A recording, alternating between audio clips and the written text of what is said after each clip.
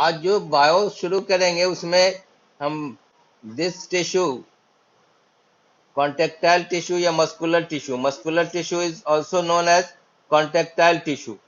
और you know already that the our body weight, total body weight का 40% जो होता है वो मस्कुलर टिश्यू ही का वेट होता है। टोटल बॉडी वेट का 40% जो है that is of our body weight. Do you know it? और this tissue is associated with the movement, locomotion, complete, and movement and locomotion is associated with this tissue. You already know. And what are the, it occurs in the form of bundle sheath. ये आप कुछ point जो है इसका you will note it down, आप इसको note कर लेंगे। Locomotion, do you know what is the meaning of locomotion? To move from one place to another place. This is called locomotion. जैसे हम अपने पैर से चलते हैं तो this is our hind limb. हमारे बॉडी में जो होता है दो तरह का लिम्स होता है, four limb and hind limb. Four limb ये बोलते हैं जैसे बर्ड्स में विंग्स हो जाता है फोर लिम्ब, हम लोग का हैंड जो है वो फोर लिम्ब है और पैर जो है legs that is hind limb. So forelimbs and hind limbs, these are the responsible for the movement, and this is associated with the muscular tissue, and it is also known as contractile tissue. तो muscular tissue, contractile tissue ये जो हमारा है that is the common name. Contractile means होता है contact करना, expand करना. This is the term contractile, and you already know that it is the bundle of myelin sheath. Contractile tissue is the bundle of myelin sheath, एक myelin sheath का bundle होता है। और हमारे बॉडी में जो फ्लैश बनता है, formation of flesh, that is also due to the contact muscular tissue. You already know it, आप पढ़ा है उसको। अब कुछ टर्म्स है इसमें, you have to know it. जैसे muscular tissue is long and fibre like, that is called muscular fibre. ये जो लॉन्ग एंड कॉन्ट्रेक्टाइल टिश्यू है, एक बंडल ऑफ फाइबर्स है, इसको हम क्या बोलते हैं? That is called muscles fibre. और इसके अंदर जो साइटोप्लाज्म होता है, that cytoplasm of muscular tissue is known as sarcoplasm. वो पॉइंट सब नोट कर लेना, may be asked in the examination. The cytoplasm of each muscles fibre is called sarcoplasm. Are you listening? आवाज आ रही है मेरी? ओके तो जो साइटोप्लाज्म, जैसे सेल के अंदर साइटोप्लाज्म होता है और ऑर्गेनेल्स उसमें रहता है, उसी तरह cytoplasm of the muscular tissue that is known as sarcoplasm, उसको सार्कोप्लाज्म बोलते हैं। ठीक है, you will note down the cytoplasm of each muscle fibre is called sarcoplasm. और उसके अंदर एक प्रोटीन होता है जो कॉन्ट्रेक्टाइल माने कॉन्ट्रैक्ट और एक्सपेंड करता है, उस प्रोटीन को बोलते हैं actin and myosin. The protein present in the muscular tissue that contracts and expends, contraction होता है और एक्सपेंशन होता है, उसको उस प्रोटीन का नाम क्या है? Actin, ACTIN, and myosin, MYOSIN, myosin. You will note down actin and myosin, MYOSIN or actin, ACTIN. Two types of protein are present in the muscular tissue that contract and expand. It is called actin and myosin. दूसरी चीज और के एक number of muscles fibre bond together in muscles bundle, और इस muscle sheath को perimysium बोला जाता है। दैट जैसे एक बॉन्डी बनता है सेल मेम्ब्रेन का, उसी तरह एक बॉन्डी जो इसका बनता है that is called perimysium, that is known as perimysium. जैसे पेरी से वो सेल मेम्ब्रेन का होता है सेमी परमेबल मेम्ब्रेन, यहाँ पे that membrane is known as perimysium. और इंडोप्लाज्मिक रेटिकुलम, जैसे सेल में एक इंडोप्लाज्मिक रेटिकुलम होता है, इसमें मसल्स फाइबर का एक इंडोप्लाज्मिक रेटिकुलम होता है, that is called sarcoplasmic reticulum, that is known as sarcoplasmic reticulum. तो अगर आपसे क्वेश्चन पूछा जाए कि what is muscular tissue, then what will you give the answer? आप क्या आंसर देंगे? What is your answer? It is a contractile tissue, and most of the 40% of our body is due to that muscular tissue, and that is responsible, that is associated with what purposes? Movement of the body. Locomotion, locomotion माने होता है चलना, move करना. Locomotion and movement, जैसे हाथ का movement, पैर का मूवमेंट, बॉडी का मूवमेंट, फेस का मूवमेंट. हमारा इनवॉलंटरी एक्शंस है बॉडी के अंदर, कार्डियक मसल्स है, हार्ट का मूवमेंट, स्टमक में डाइजेशन होता है उसका मूवमेंट, आई का movement, and all the movement that is associated with the which tissue? That is associated with the muscular tissue. Is it clear to you? And it is of three types. ये कितने तरह का होता है? तीन तरह का होता है. बताए थे muscular tissue consist of three types of muscle: striated, non-striated and cardiac. Striated, that is an striped muscle. Striated को ही striped muscles कहते हैं और voluntary muscles कहते हैं. Non-striated को non-striped and involuntary muscles, and cardiac muscles is a special muscles that is related to the heart. Heart में जो muscles पाया जाता है, and it is involuntary muscles. Cardiac muscles is involuntary muscles. It does not फैटिक, it never फैटिक, कभी थकता नहीं है. कौन सा मसल्स बॉडी का है जो कभी नहीं थकता है? Cardiac muscle. और the study of heart is known as cardiology. Heart के स्टडी को कार्डियोलॉजी कहा जाता है.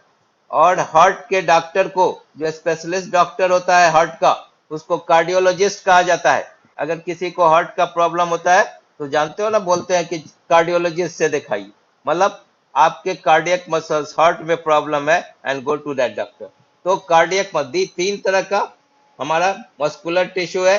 कौन कौन? एक हो गया striped muscles, striated and striped, और उसको इनवॉलंटरी भी बोलते हैं, सॉरी वॉलंटरी. नॉन स्ट्राइप्ड और non striated, that is involuntary, और cardiac is also involuntary.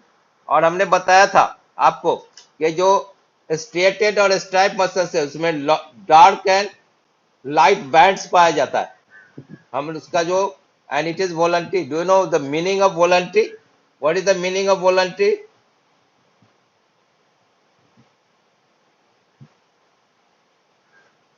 It is associated with the, depends on your will. जो मसल्स आपके विल पे डिपेंड करे वो मसल्स वॉलंटरी मसल्स कहलाता है. जैसे हाथ का movement, fore limb, hind limb, face का movement, these are the voluntary muscles.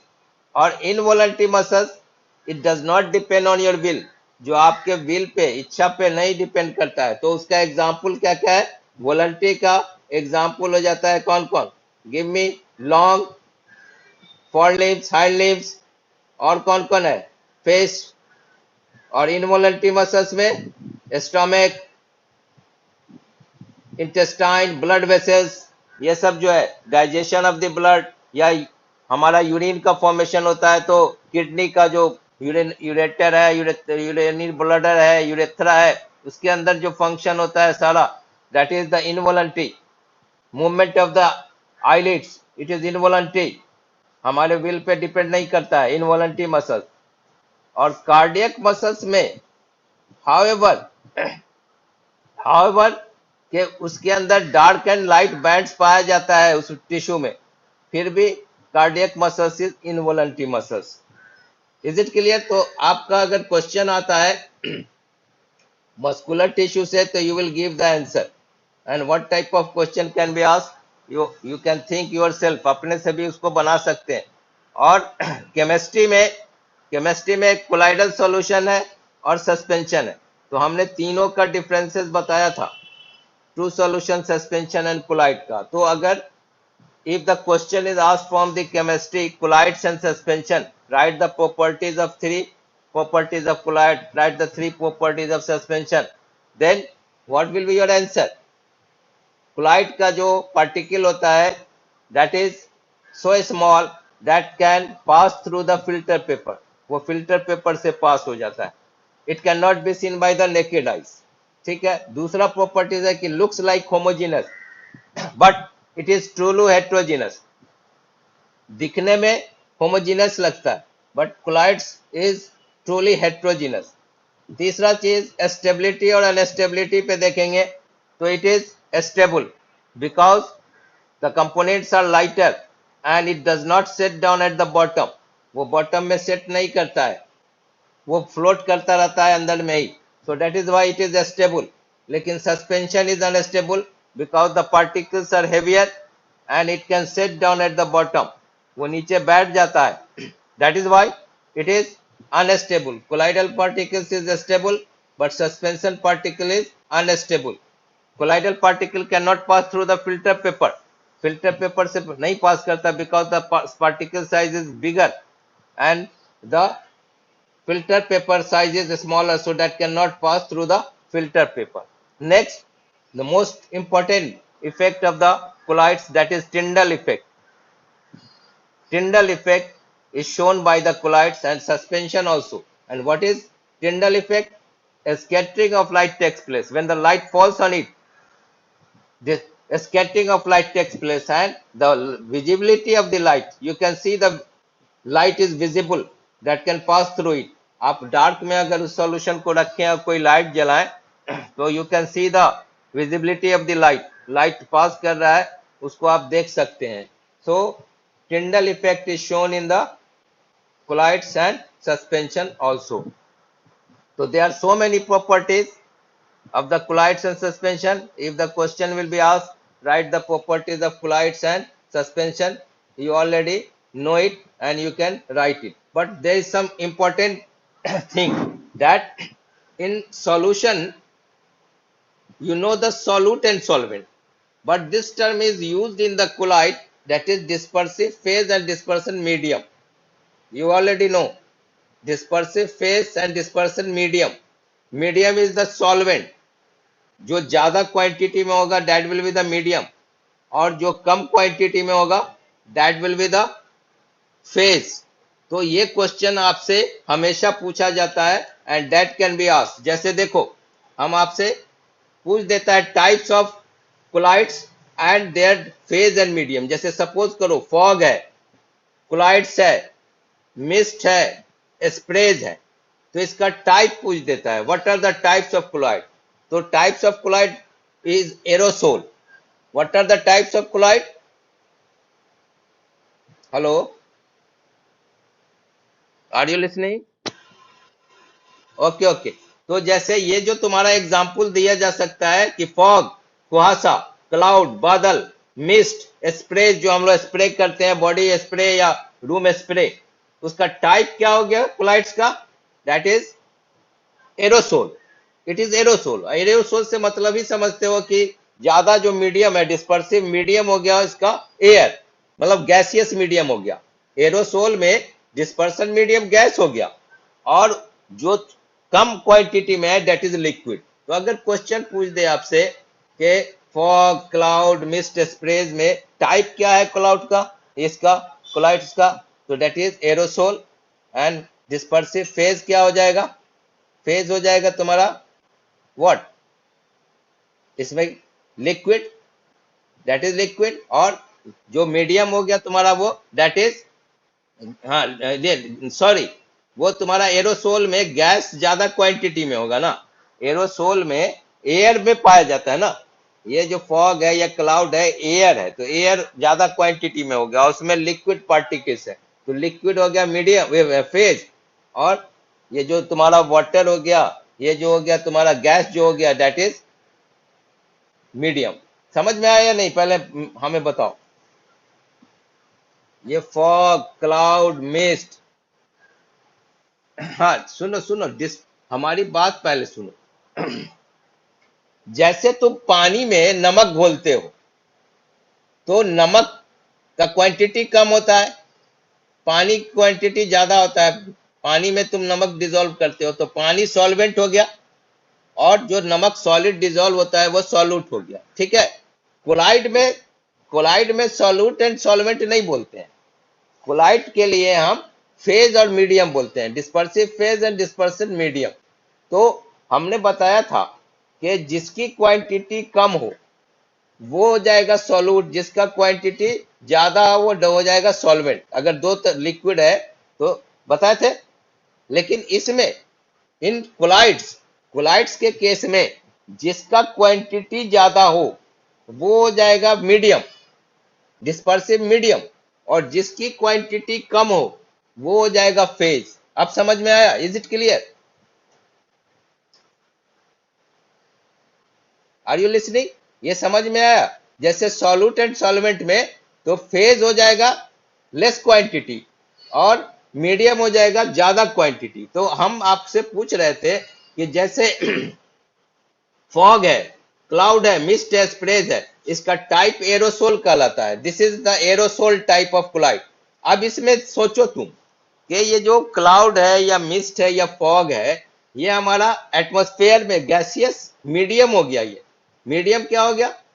Dispersion phase हो गया गैस, और उसमें वो मॉइस्ट जो वाटर ड्रॉपलेट्स वगैरह है या ये है, दैट इज डिस्पर्सिव फेज। समझ में आया मेरी बात? Is it clear to you? Phase में हो गया लिक्विड और मीडियम में हो गया गैस। Is it clear? हाँ, अब आ जाओ दूसरे में। जैसे तुम ये जो ये करते हो क्या, फॉग वगैरह, फ्रोथ है, क्रीम है, सोप लेदर है, सेविंग क्रीम है, ये सब जैसे साबुन का झाग बनाते हैं ना, froth, froth is known as jhaag. तो ये तुम्हारा ये टाइप फोम में आता है।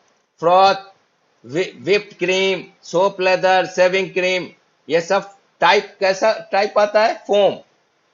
Type of chloride is foam. अब इसमें देखो, सोप सॉल्यूशन में पानी में झाग बनता है, तो लिक्विड जो हो गया वो मीडियम हो गया, दैट पार्ट इज मीडियम, और गैस हो गया डिस्पर्सिव फेज।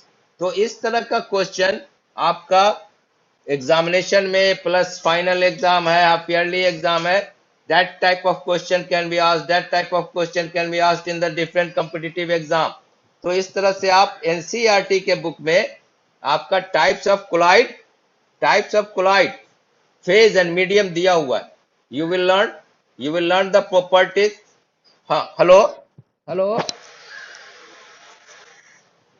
हाफ ईयरली सितंबर में होगा, उसका नोटिस तुम्हें दिया जाएगा। The notice will be given to you. हाँ, ऑनलाइन होगा। अभी अभी अभी तक तो स्कूल खुलने का कोई चांसेस नहीं है, so most probably the examination will be taken online.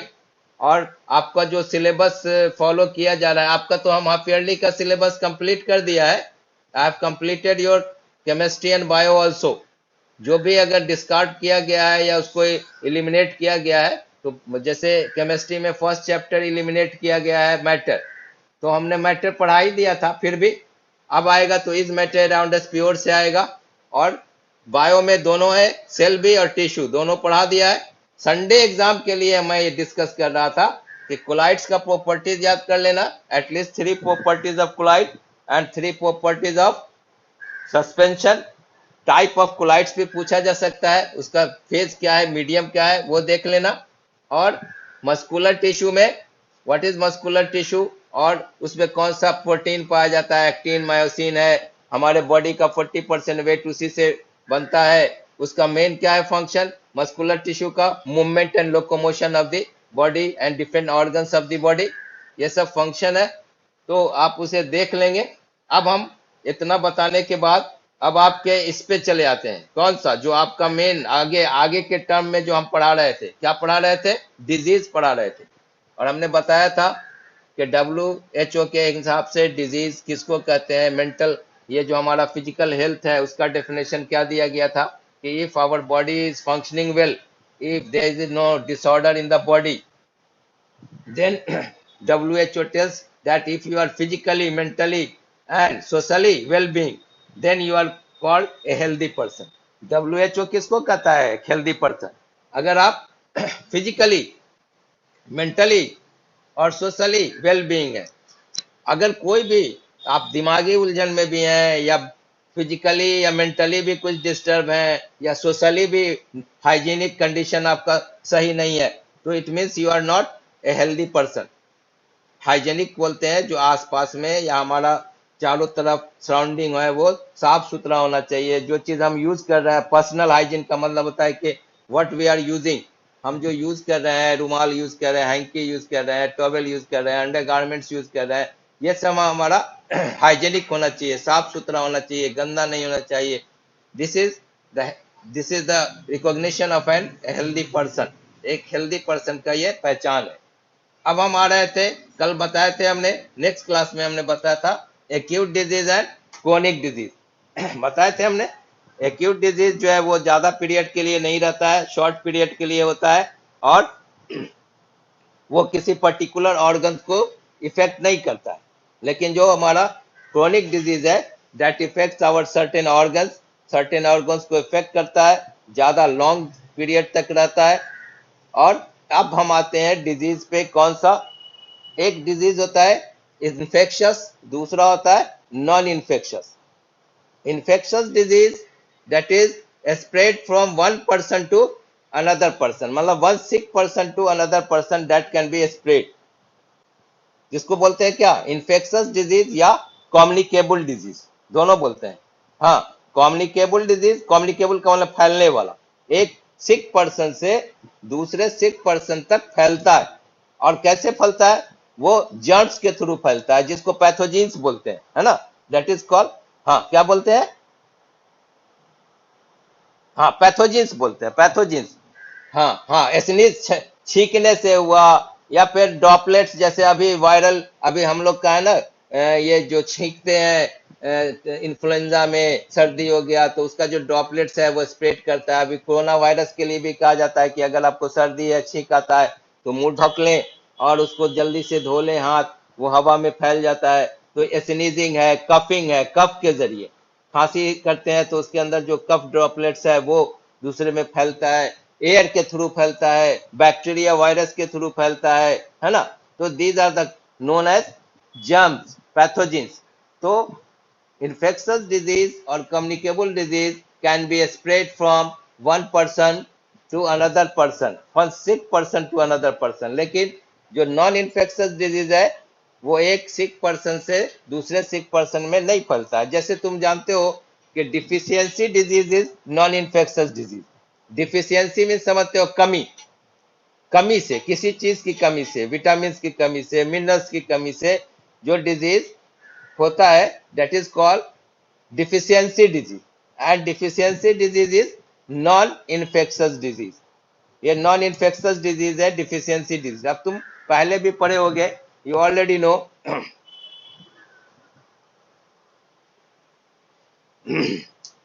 Infectious disease और नॉन इन्फेक्शियस, तो deficiency disease is non infectious disease. आप उसमें तुम डिफिशियंसी डिजीज में you already know that due to deficiency of iron a disease is caused that is called anemia, है ना? Iron की कमी अगर हो जाती है बॉडी में तो एक डिजीज कॉज करता है दैट इज कॉल्ड एनीमिया। अगर आयोडीन की कमी से ए disease is cause that is called goitre. हाँ, वो नेक रीजन जो है फूल जाता है, स्वेलअप हो जाता है, दैट इज कॉल्ड ग्वाइटर, है ना? Due to deficiency of iodine a disease is cause that is called goitre, है ना? वो थायराइड ग्लैंड हमारा बढ़ जाता है, गर्दन नेक रीजन में पाया जाता है। दूसरा है, इसीलिए हम लोग सॉल्ट में आयोडीन यूज करते हैं, आयोडाइज सॉल्ट यूज करते हैं। दूसरा है विटामिन सी, जो आजकल हम लोग खाते हैं इम्यून सिस्टम को बढ़ाने के लिए, है ना? विटामिन सी की गोली लेते हैं, या साइट्रस फ्रूट जितना भी है, ऑरेंज, लेमन, आंवला, ये सब यूज करते हैं। विटामिन सी बहुत ज्यादा उसमें होता है, साइट्रस फ्रूट जितना भी है, इम्यून सिस्टम और बॉडी का बढ़ता है। तो विटामिन सी की कमी से कौन सा डिजीज होता है? ए disease is cause that is called what? नहीं, ग्वाइटर तो आयोडीन की, स्कर्वी, स्कर्वी होता है। विटामिन सी की कमी से ए disease is cause that is called scurvy, है ना? डिफिशियंसी विटामिन सी और विटामिन डी की कमी से रिकेट्स होता है, रिकेट्स। विटामिन ए की कमी से नाइट ब्लाइंडनेस, जानते हो ना? Write down. आयरन की कमी से anaemia, write down. Deficiency disease, note कर लो। डिफिशियंसी डिजीज में write down, due to deficiency of iron a disease is caused that is called anemia, ANAEMIA. Due to deficiency DEFICIENCY, deficiency means होता है lack, कमी, LAC lack, कमी. Due to deficiency of iron a disease is caused that is called anemia, ANAEMIA, anemia. Did you write? लिख लिया?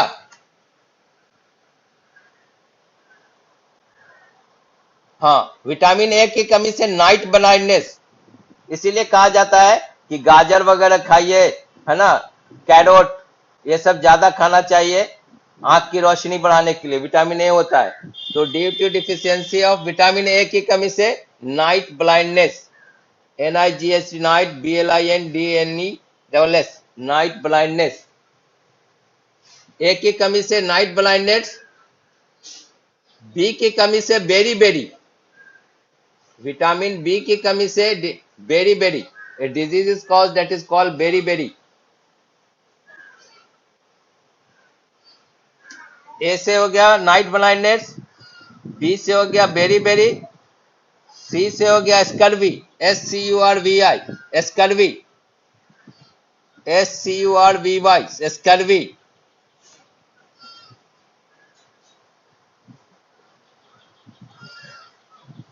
Iron की कमी से anaemia, ANAEMIA, anaemia, ANAEMIA, anaemia. उसमें बॉडी कमजोर हो जाता है, आदमी बिल्कुल वीक नजर आता है एनीमिया में, है ना, एनीमिया हो गया. और आयोडीन की कमी से goitre, GOITRE, goitre, GOITRE, goitre. Thyroid gland enlarge हो जाता है, गर्दन जो है वो फूल जाता है, स्वेल अप हो जाता है. तो डिड यू अंडरस्टैंड? क्या क्या बताया, समझ में आ गया? Deficiency disease. Hello, are you listening?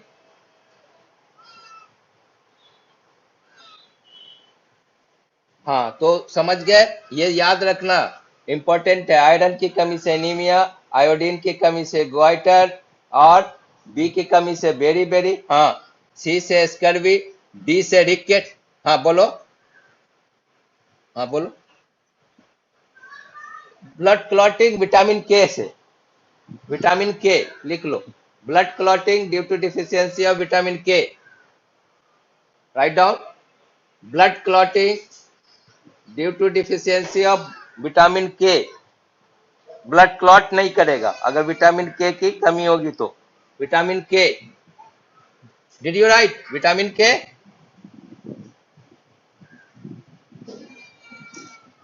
और भी बहुत सारा डिफिशियंसी डिजीज है, जैसे कैंसर भी जो है वो हमारा इन्फेक्शस डिजीज नहीं है, वो हमारा सेल जो है वो मल्टीप्लाई करता है ना, अनकंट्रोल्ड डिवीजन होता है सेल में, सेल के अंदर अनकंट्रोल्ड डिवीजन होता है जिसकी वजह से कैंसर होता है. तो कैंसर भी जो है हमारा ये डिजीज नहीं है, कम्युनिकेबल डिजीज नहीं, वो फैलता नहीं है एक पर्सन से दूसरे पर्सन में. कुछ डिजीज जो है जेनेटिक है, haemophilia, haemophilia is a genetic disease, वो भी हमारा फैलता नहीं है, 1% to another person does not spread. और बहुत सारा हमारे बॉडी का मेटाबॉलिक डिसऑर्डर है बॉडी के अंदर, वो सब डिजीज जो है दैट इज नॉन इन्फेक्शस, ये सब जो है नॉन इन्फेक्शस डिजीज है. डिफिशियंसी डिजीज बॉडी का डिसऑर्डर है, cancer are caused by the uncontrolled division of the cells, multiple, वो मल्टीप्लाई करता है, 1 से 2, 2 से 4, 4 से 6, इस तरह से कंप्लीट वो उसी को सेल को डैमेज किया जाता है. किससे किया जाता है? केमोथेरेपी से या एक्सरे, उसके रे से मारा जाता है जर्म्स को.